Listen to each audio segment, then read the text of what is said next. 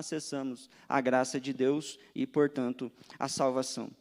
Então, a centralidade de Cristo é o fundamento da fé cristã. Lutero, né, que foi um dos reformadores aí mais famosos, ele diz que Jesus Cristo é o centro e a circunferência da Bíblia. É bem legal essa noção, né, porque Jesus não é apenas o centro, mas ele é a circunferência da Escritura, ou seja, toda a Escritura remete e conduz a gente à pessoa de Jesus. Então, a Bíblia não é que o ponto central da Bíblia seja Cristo. Não, toda a Bíblia fala a respeito de Cristo. Aponta para Cristo. No Antigo Testamento, nós temos os vários tipos de Cristo, né? Quando a gente olha para os grandes personagens na história, a gente sabe que eles existiram, mas eles indicavam alguém que seria perfeito. A gente vê homens grandiosos, né, fazendo história, mas esses homens, de alguma forma, falharam, esses homens foram imperfeitos, mas eles eram sombras daquilo que viria a ser realidade. Então, em Cristo, nós encontramos, assim, todos os personagens do Antigo Testamento de maneira perfeita. De maneira que Jesus é aquele que, de fato, né, consegue nos promover a salvação. Então, vamos lá. Graça de quem nós estamos falando, a fé em quem nós estamos falando. E, obviamente, o texto que a gente leu aqui aponta algumas realidades. Primeiro ponto que eu queria destacar aqui é que somente Cristo, solos Cristo, porque somente Ele morreu e ressuscitou. Quando a gente olha aqui para a mensagem que Paulo, os apóstolos, inclusive neste texto aqui, eles centravam toda a ideia da sua mensagem em Jesus, mas nesses dois eventos principais, que Jesus morreu e que Jesus ressuscitou. A mensagem da morte na morte de Cristo. É um livro, né, de um puritano reformado chamado John Owen, e ele trata exatamente deste ponto, né, de que a morte foi vencida, a morte morreu na morte de Cristo. Por quê? Porque Cristo ressuscitou. E esse é o grande diferencial. Vocês já perceberam assim que as pessoas simpatizam com a ideia de mártires hoje, né? Quase todas as religiões, praticamente todas elas, sabiam que elas têm simpatia pela pessoa de Jesus Cristo. Não é verdade? Todas elas consideram que Jesus foi um profeta do cristianismo e foi um mártir dos cristãos. Ninguém tem dificuldade de assimilar e de aceitar essa ideia de que Jesus foi alguém, né, que está enquadrado nessa ideia de mártir, alguém que morreu, que foi torturado, que sofreu por algo, né? Aliás, a grande definição aqui, né, o que é mártir? Uma das definições é: mártir é uma pessoa que é torturada ou morta por não renunciar a uma determinada crença. Então, isso é um mártir. É alguém que vai ser torturado e morto por não renunciar a alguma crença. Essa é uma definição que se encaixa perfeitamente num padrão de alguém que é mártir. Mas quando a gente olha para Jesus, Jesus não se encaixa nesse padrão. Isso que é interessante, porque Jesus, ele não foi torturado e morreu porque ele cria em alguma coisa. Já parou para pensar nisso? Não menciona essa ideia de que Jesus tinha fé em alguma coisa. Jesus foi torturado e foi morto porque ele era o alvo da crença das pessoas. Jesus foi torturado e foi morto não porque ele acreditava que alguém era o caminho para Deus. Não porque ele acreditava que alguém era a verdade que conduzia até Deus. Não porque ele acreditava que alguém era a vida, mas porque ele dizia que ele era o caminho, a verdade e a vida. E esse é o grande ponto aqui. Então, Jesus, ele não foi torturado, ele não é um mártir como os demais. Porque, primeiro, Jesus não estava exercendo uma fé em alguma coisa. Ele estava dizendo quem ele era, e quando ele dizia quem ele era sobre a sua identidade, ele se tornava o alvo da crença de muitas pessoas. Só que também Jesus, ele não se identifica com os mártires, porque assim, por mais que nós reconheçamos as virtudes daqueles que foram martirizados pela fé, e a gente tem mártires em todos os tipos de religião, por mais que a gente entenda que há virtudes e méritos nisso, mas todos os mártires, eles têm algo em comum. Eles foram mortos e continuam mortos. Jesus não se encaixa nesse padrão porque Jesus morreu, mas diferente de todos os outros, ele ressuscitou. Jesus está vivo. Jesus está vivo. E aí, essa mensagem, o fato de Jesus ter ressuscitado dentre os mortos, é o ponto que suscita a ira nas pessoas. Então, o fato de Jesus ter morrido é até visto com bons olhos. Jesus morreu, um mártir da fé cristã. Mas o ponto que quando os discípulos, quando os apóstolos falavam a respeito da ressurreição, aí o pessoal se arrepiava. E quando a gente olha aqui, a ideia é que os descrentes possuem essa ira, porque os descrentes, eles sabem que eles precisam de salvação. O ponto é que eles querem escolher o seu Salvador. Todo mundo quer a redenção, todo mundo sabe que precisa de redenção, mas eles querem escolher o seu Redentor. Então, eu preciso de salvação, mas eu não quero me render à pessoa de Jesus. Eu quero fazer boas ações para as pessoas e assim eu conquistar a minha salvação. Você percebe que existe um monte de alternativas: ser bondoso, fazer caridade, fazer boas obras, ser virtuoso. Eu vou deixar vícios, eu vou parar de fazer certas coisas erradas. Só que nada disso é suficiente para que a gente acesse a salvação, porque a salvação está somente na fé, na pessoa de Cristo, que é aquele que nos salva por meio da sua graça. O segundo ponto que aparece aqui no texto é que somente Cristo, porque somente Ele transforma, somente Ele tem poder para transformar toda oposição em disposição. O Hernandes Dias Lopes, ele tem uma frase interessante, ele fala: a igreja deve esperar o poder do céu e a oposição do mundo. Essas são as duas coisas certas para nós como igreja. Nós podemos esperar, sim, confiantemente, poder, capacitação dos céus, porque essa é uma promessa do Senhor. Mas a outra promessa é que no mundo nós teremos aflição, nós teremos oposição. E é interessante observar, assim, que a oposição, por mais ferrenha que ela se pareceu, ao longo da história, ela nunca impediu a igreja de crescer.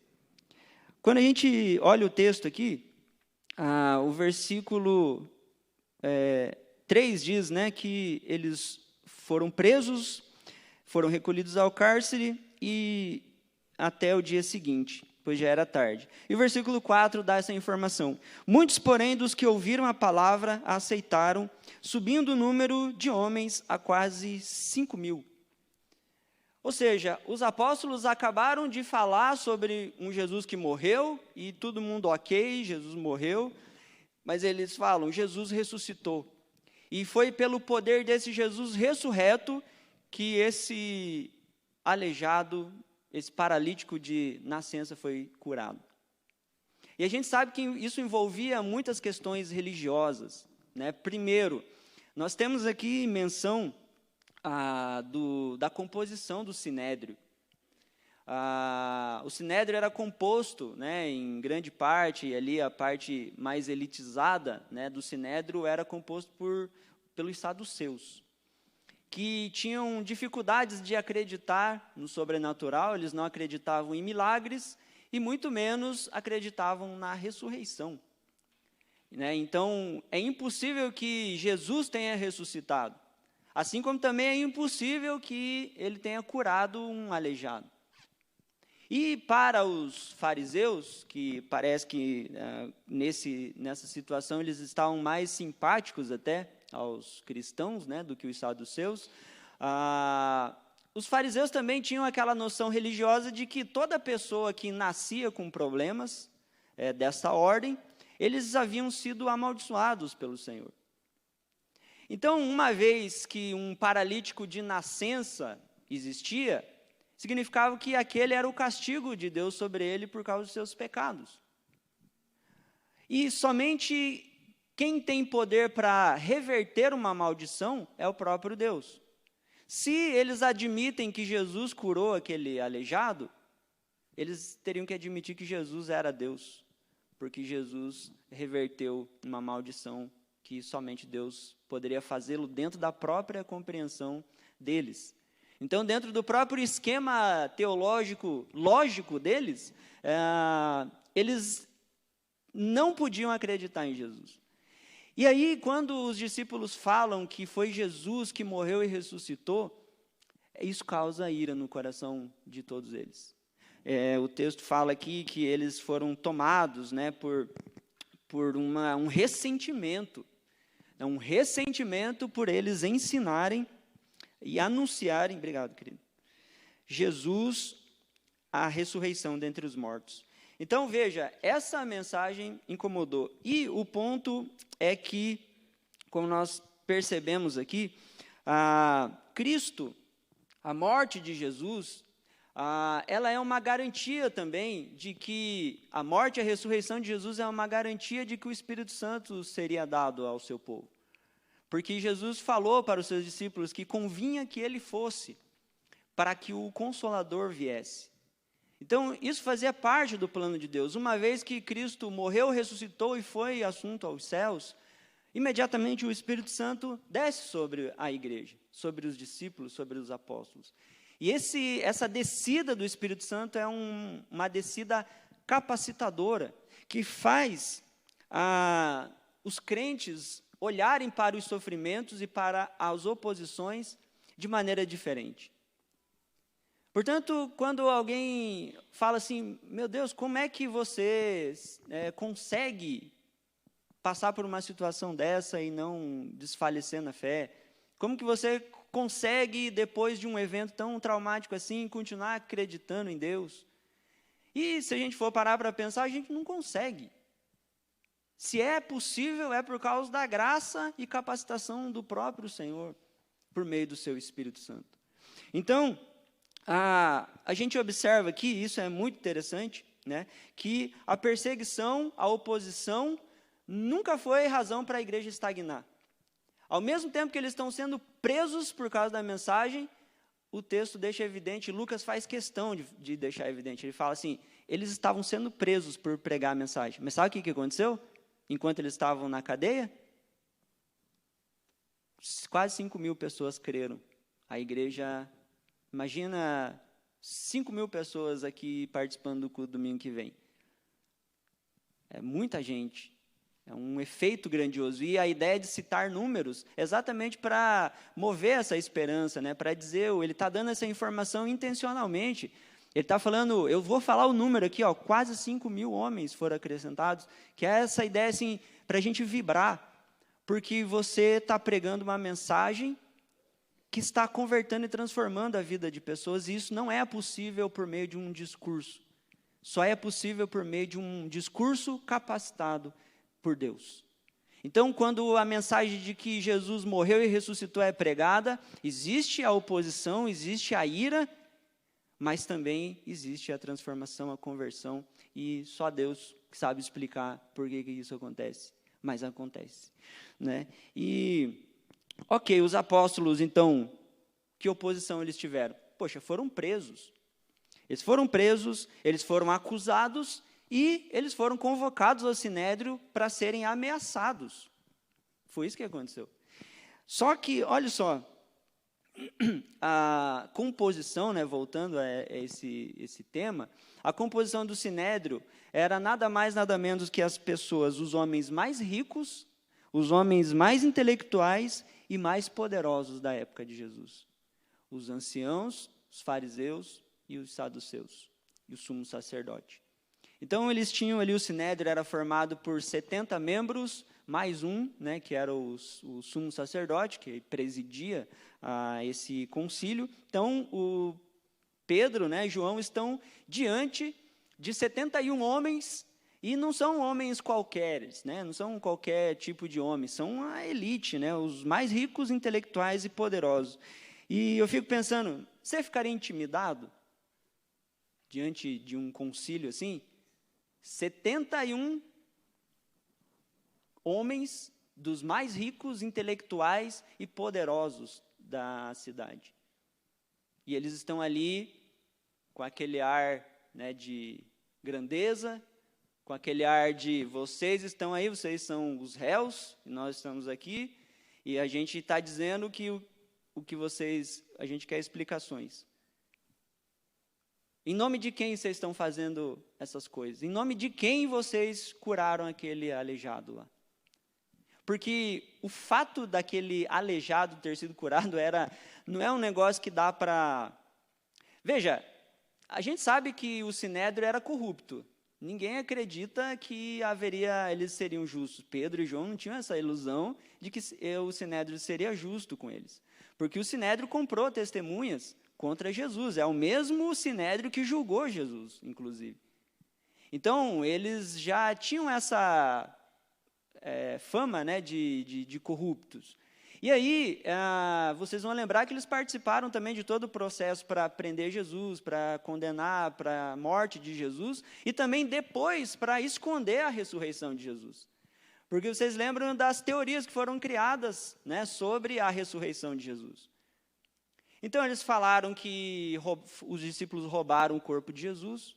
Então, os discípulos foram lá à noite, enquanto Jesus estava, né, no sepulcro, eles abriram o sepulcro, pegaram o corpo de Jesus e foram embora. Falaram que, na verdade, toda essa história de ressurreição era mentira, porque foi uma paranoia coletiva, né? As pessoas pensaram que viram Jesus, mas não viram, né? Isso foi uma paranoia que o pessoal teve. Então, eles criaram um monte de teorias para dizer que Jesus não havia ressuscitado. E agora eles estão afirmando, em nome de quem vocês estão fazendo isso? E eles sabiam a resposta dos apóstolos. Mas os apóstolos não se intimidaram, isso que é interessante. Você pega ali toda essa nata, toda essa elite intelectual, poderosa, e você coloca 2 pescadores na frente deles. E eu fico imaginando, meu Deus, a gente estaria ali tremendo de medo, né, na frente desses caras, eles ali, a intimidação seria gigantesca, né? Mas acontece o contrário, aqueles 2 pescadores indoutos, com ousadia, eles respondem e eles viram o jogo. Né? Aquele Sinédrio que está ali acusando, eles são réus ali, Pedro inverte isso. E por que aconteceu isso? Pedro começa o seu discurso e ele começa a acusar o Sinédrio. Ele já começa assim, ele fala, vocês crucificaram o Jesus que curou esse homem aqui. Mas Deus, pelo seu poder, ressuscitou Jesus. E é por isso que esse homem foi beneficiado. E é sobre Jesus que nós estamos falando, é sobre o nome de Jesus que esse homem foi curado. Porque não há outro nome, não há nenhum outro nome pelo qual nós devamos ser salvos. Em outras palavras, Pedro e João, diante daquele Sinédrio, eles dizem, solos Cristos, somente Cristo é aquele que cura, somente Cristo é aquele que salva. E esse é o terceiro ponto, somente Cristo, porque somente Ele cura as enfermidades existenciais e espirituais. Perceba que o Pedro vai levando a conversa do particular, né, do individual, para o geral. Né? Ele vai falando assim, Jesus fez um milagre, que foi curar fisicamente um homem. Mas esse mesmo Jesus que cura fisicamente o homem, que foi a única esperança para aquele homem doente, não tem como curar um paralítico de nascença. É só um milagre. E a esperança daquele homem era que Jesus o curasse. E é interessante porque Pedro não trouxe para si, né, esse mérito. Ele não falou assim, eu fiz uma oração poderosa, eu sou o cara que curou ele. Não, ele joga todo o mérito para Jesus. Eles oraram em nome de Jesus, porque é o nome de Jesus que pode libertar as pessoas. Isso é esperançoso para nós, porque nós também carecemos do Senhor em muitas áreas da nossa realidade também. As realidades existenciais. Nós precisamos de cura, nós precisamos de restauração. Às vezes o nosso coração está ferido, às vezes nós estamos passando por momentos de ausência de recursos, algo nos falta, algo foi tirado de nós e a gente não acredita mais que pode recuperar. Talvez a paz foi tirada do seu coração, talvez a alegria foi tirada do seu coração, talvez a esperança foi tirada do seu coração. Essas são realidades existenciais que todos nós enfrentamos. Mas Jesus se importa, Jesus curou um aleijado, e não só aquele aleijado, Jesus curou muitas pessoas, restaurou a sorte de muitas pessoas, porque a presença de Jesus é abençoadora. Ele salva, Ele nos cura das enfermidades existenciais. No entanto, da mesma forma que Jesus foi a única esperança de cura física para aquele coxo de nascença, o nome de Cristo também é a única esperança para a cura espiritual da humanidade. Por isso que nós pregamos somente Cristo. Porque a gente não tem em nenhum outro nome a salvação, a cura, a restauração que o ser humano precisa. Somente Jesus pode fazer isso. Eu concluo lembrando aqui de um maestro italiano, né, muito famoso, chamado Arturo Toscanini. Talvez o Juninho deva conhecer esse sujeito, né? E depois de ele fazer uma empolgante execução da 9ª Sinfonia de Beethoven, né, ele exclama ali para a sua orquestra. Ele fala, eu não sou nada e vocês não são nada. Beethoven é tudo. Essa é uma frase que ele falou para a sua orquestra. Depois que ele fez a peça ali, e todos empolgados, ele falou, lembrem-se, eu não sou nada, vocês não são nada, Beethoven é tudo.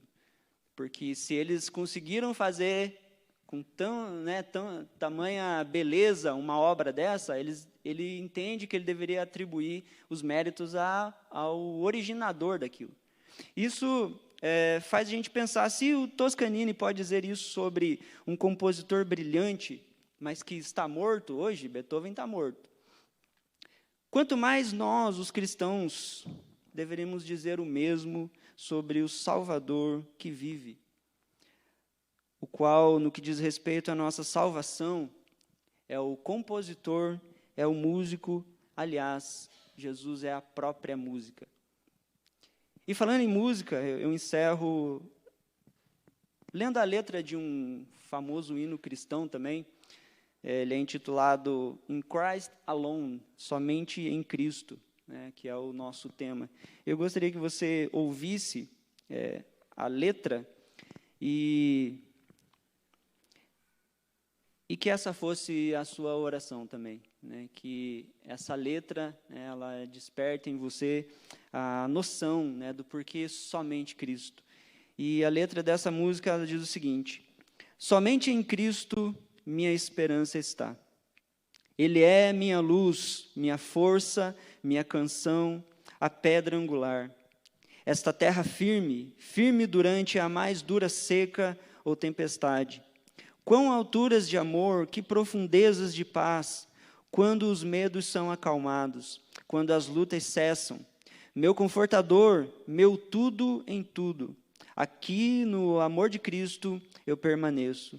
Somente em Cristo que se fez carne, plenitude de Deus, como recém-nascido e indefeso, este presente de amor e justificação, desprezado por aqueles a quem veio salvar, até naquela cruz que Jesus morreu, a fúria de Deus foi satisfeita por nós, todos os pecadores. Nele foi colocado. Aqui na morte de Cristo eu vivo, ali no chão seu corpo jazia, luz do mundo pela escuridão imolado. Então irrompeu para fora em um dia glorioso do túmulo. Ele ressuscitou, e como ele permanece na vitória, a maldição do pecado perdeu seu poder sobre mim, porque estou nele e ele em mim, comprado pelo sangue precioso de Cristo, sem culpa na vida, sem medo na morte. Este é o poder de Cristo em mim. Do primeiro choro da vida ao último suspiro, Jesus comanda o meu destino. Nenhum poder do inferno, nenhum plano do homem podem jamais me arrancar de sua mão, até que ele volte ou me chame para o lar. Aqui no poder de Cristo vou permanecer. Feche seus olhos. Senhor, nós te louvamos por grandiosa salvação. Salvação essa que nós recebemos de graça, por meio de uma fé que nos foi concedida também. E tudo isso nós devemos a Jesus Cristo. E é por isso que nós exclamamos, somente em Cristo está o nosso coração, somente em Cristo está a nossa fé. Que essa verdade, ó Deus, seja renovada em nossos corações. Que a gente, assim como esse hino expressa, tenhamos essa compreensão da grandeza da sua morte e da sua ressurreição. E assim, ó Deus, como nós percebemos aqui, de tantas pessoas que sabem avaliar aquilo que é belo, que sabem atribuir os créditos àqueles que são as origens dessas coisas, nós temos no Senhor a origem da nossa salvação. E nós sabemos, Pai, que o Senhor está vivo, nós sabemos que o Senhor ressuscitou ao seu Filho amado Jesus Cristo, e essa é a mensagem que nós queremos pregar, que nós queremos crer e que nós queremos viver, nessa verdade de que em nenhum outro há salvação, de que não há entre os homens nenhum nome dado pelo qual nós podemos ser salvos. E não salvos apenas do inferno, mas salvos também das dores, das enfermidades existenciais. Porque o Senhor é aquele que nos cura, o Senhor é aquele que levou sobre si as nossas enfermidades, as nossas dores. Mas a nossa esperança vai muito além dessa nossa realidade. Porque nos alegramos em saber que o Senhor nos abençoa fisicamente, que o Senhor nos abençoa financeiramente, que o Senhor nos abençoa em relação à nossa família, que o Senhor nos dá dádivas, mas nós nos alegramos na esperança de que o nosso maior problema também foi resolvido, também foi contemplado. Diferente daqueles que buscam a salvação por suas próprias obras, que tentam alcançar os méritos em suas realizações para alcançar a salvação, mas percebem que fracassam nessa empreitada, nossa esperança está na obra consumada de Jesus. Jesus morreu, Jesus ressuscitou, e agora todas essas dificuldades, essas oposições, tribulações que enfrentamos, elas na verdade alimentam a nossa fé, nos dão motivação, disposição, ousadia para continuar, porque nós sabemos que a nossa salvação, a nossa redenção já chegou e ela foi concluída na morte e ressurreição de Cristo. Abençoe teu povo, Senhor, abençoe tua igreja, é a nossa oração em nome de Jesus. Amém.